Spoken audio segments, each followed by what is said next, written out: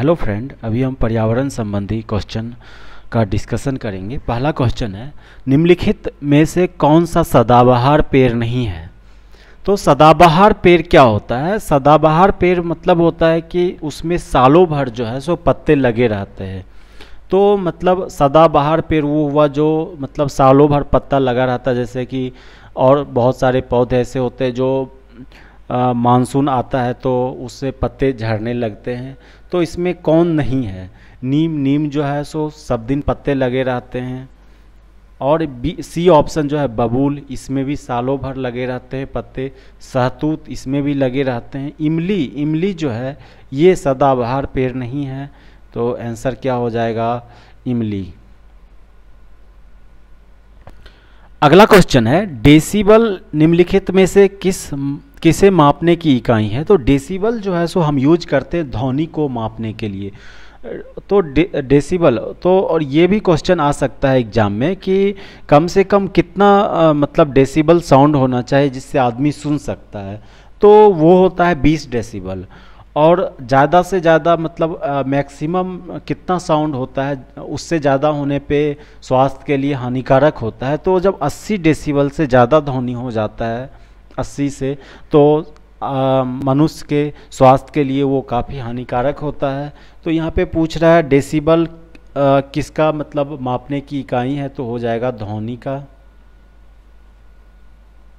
अगला क्वेश्चन है, राष्ट्रीय गीत के रचयिता हैं। तो राष्ट्रीय गीत के जो थे रचयिता कौन थे? बंकिम चंद्र चट्टोपाध्याय थे। तो आंसर हो जाएगा ए। अगला क्वेश्चन है, भारत में प्रोजेक्ट टाइगर कार्यक्रम किस वर्ष आरंभ किया गया था? प्रोजेक्ट टाइगर किस वर्ष लॉन्च किया गया था? तो ये जो था 1973 में लॉन्च किया गया था। ये प्रोजेक्ट टाइगर कार्यक्रम के तहत ये था कि टाइगर बाघ को जो है सो संरक्षित करना। पहले कुछ ऐसा रूल नहीं था, बहुत लोग इसका शिकार कर लेते थे। इसके बाद इसका जो है सो संरक्षण मतलब कैसे इसको बचाया जाए, इसका उपाय इसमें मतलब बहुत सारे नियम बनाए गए थे। तो आंसर हो जाएगा डी 1973। अगला क्वेश्चन है, एक नक्षत्र का रंग निर्भर करता है। ए ऑप्शन है सूर्य से दूरी पर, बी ऑप्शन है त्रिज्या पर, सी घनत्व पर, डी ऑप्शन है पृष्ठीय ताप पर। तो नक्षत्र का जो है रंग जो है वो डिपेंड करता है सरफेस के टेम्परेचर पे, पृष्ठीय ताप पे। जितना ज़्यादा ताप रहेगा उतना ज़्यादा इंटेंसिटी जो है सो ज़्यादा रहेगा। तो आंसर क्या हो जाएगा? पृष्ठीय ताप पर। अगला क्वेश्चन है, निम्नलिखित में से किस वर्ग में प्रोटीन की प्रचुरता है? ये ऑप्शन है दूध, दूध में प्रोटीन है। आम, आम में बहुत कम होता है प्रोटीन। अगला ऑप्शन देखते हैं बी, अंडा, मटर, मछली। इसमें भी मतलब प्रचुरता पूछ रहा है किसमें ज़्यादा है। तो सी ऑप्शन जो देखिएगा सोयाबीन, सोयाबीन में बहुत ज़्यादा प्रोटीन होता है। फिर चना में भी होता है, मक्का में भी होता है। तो इसका ऑप्शन आंसर हो जाएगा सोयाबीन, चना, मक्का। अगला क्वेश्चन पूछ रहा है, भारत का राष्ट्रीय पशु है। तो भारत का राष्ट्रीय पशु क्या है? तो पशु है जो बाघ है। अगर यहाँ पे पूछता भारत का राष्ट्रीय फूल कौन है, तो कमल है। अगर पूछता भारत का जो है राष्ट्रीय खेल क्या है, तो हॉकी है। भारत का राष्ट्रीय बर्ड कौन है, तो मोर है। अगर पूछता भारत का राष्ट्रीय फल क्या है, तो वो आम है। अगर पूछेगा कि भारत का राष्ट्रीय नदी कौन है, नेशनल रिवर कौन है, तो गंगा है। अगला क्वेश्चन है, हमारे देश में वन महोत्सव दिवस कब मनाया जाता है? तो भारत में जो है वन महोत्सव 1 जुलाई को मनाया जाता है। तो आंसर हो जाएगा बी, 1 जुलाई। अगला क्वेश्चन है, जल जनित रोग है। मतलब जल के मतलब पीने के कारण कौन सा रोग होता है? दूषित जल पीने से कौन रोग होता है? तो ए ऑप्शन जो है अतिसार, कोलेरा, ये जो है सो जल जनित रोग है। तो आंसर हो जाएगा जल जनित रोग। इसमें बैक्टीरिया होता है पैथोजेनिक, जिसके कारण अतिसार हो जाता है। ये दूषित पानी पीने से होता है। बी ऑप्शन है छोटी माता, ये चिकन पॉक्स, ये वायरस से होता है। सी ऑप्शन है रक्त अल्पता, तो रक्त की कमी जो है ये मतलब आयरन की कमी ये सब के कारण होता है। तो पानी से कोई रिलेशन नहीं है। मस्तिष्क ज्वर ये भी वायरस के कारण होता है। अगला क्वेश्चन है, निम्नलिखित में किससे कुनाइन नामक दवा प्राप्त होता है? तो कुनाइन नामक जो दवा होता है वो पेट से संबंधित बीमारी में दिया जाता है, जैसे डाइजेस्टिव प्रॉब्लम। तो ये जो है सिनकोना नाम का एक प्लांट होता है, उससे कुनाइन नामक दवा बनता है। तो आंसर क्या हो जाएगा? सिनकोना। अगला क्वेश्चन है, 71% पृथ्वी तल ढका हुआ है। 71% किससे ढका हुआ है? तो जल से ढका हुआ है।